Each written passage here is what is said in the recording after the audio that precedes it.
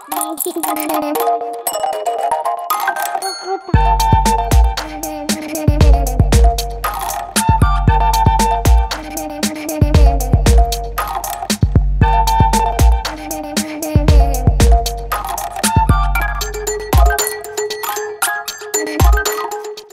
হবে বিধায়কের আর টাকা দেবে সরকার। অভিনেতা বিধায়ক কাঞ্চন মল্লিক নভেম্বর মাসে কন্যা সন্তানের পিতা হয়েছেন। তিনি নাকি স্ত্রীর প্রসবকালীন খরচ চেয়ে বিধানসভায় হাসপাতালের বিল জমা দিয়েছেন। এই খবর সংবাদ মাধ্যমের সামনে আসতেই হইচই পড়েছে নেট দুনিয়ায়। সন্তান জন্মের খরচ শুনে ফিসফাস শুরু হয়েছে বিধানসভায়। মাথায় হাত তাবর বিধায়কদেরও।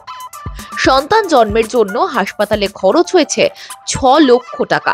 সেই টাকা মেটানো হবে কি জনগণের ট্যাক্সের টাকায়? সংবাদ মাধ্যমে প্রকাশিত খবর অনুযায়ী শুধু চিকিৎসকের খরচই নাকি 4 লক্ষ টাকা দেখানো হয়েছে, বাকি খরচ 2 লক্ষ টাকা। এ নিয়ে তীব্র বিতর্ক দানা বাঁধছে বঙ্গ রাজনীতির আঙিনায়।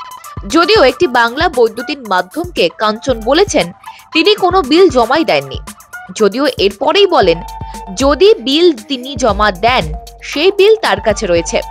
বিধায়ক হিসেবে একটা মেডিকেল তাদের প্রাপ্য, সেই হিসেবে তিনি বিল জমা দেবেন, দিতেই পারেন, এতে কোনো আইনি সমস্যা নেই।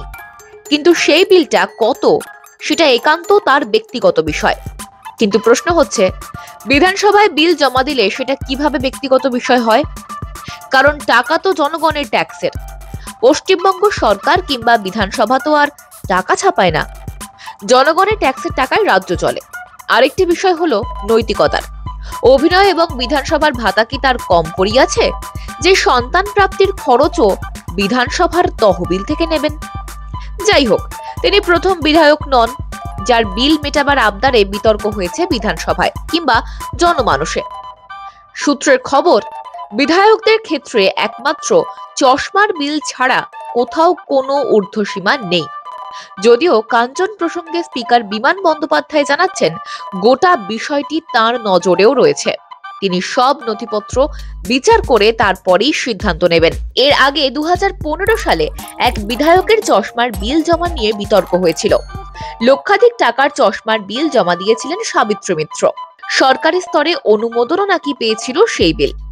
বিধানসভায় তুমুল হইচই করেন বিরোধী বিধায়কেরা। সুর চড়ান সিপিএম এর আনিসুর রহমান, কংগ্রেসের মনোজ চক্রবর্তীরা। মন্ত্রী সাবিত্রীর বিবৃতিও দাবি করা হয়।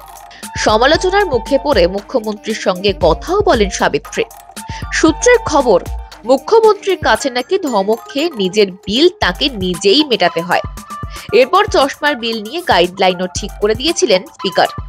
তবে সিপিএম আমলেও বিধায়কদের আবদার সময় সাপেক্ষ যথেষ্টই ছিল। তারাও চশমার বিল, চিকিৎসার খরচের আবদার বিধানসভার কাছেই করতেন। সিপিএম আমলে চশমার জন্য 30,000 টাকা দাবি জানিয়েছিলেন তৎকালীন মন্ত্রী মালব মুখোপাধ্যায়। পরে এতটাই বিতর্ক হয় যে তিনি টাকা নেননি। তবে এক্ষেত্রে দেখার শেষ পর্যন্ত অভিনেতা বিধায়কের বিল আদৌ বিধানসভা মেটায় কিনা। ব্যুরো রিপোর্ট, মাধ্যম।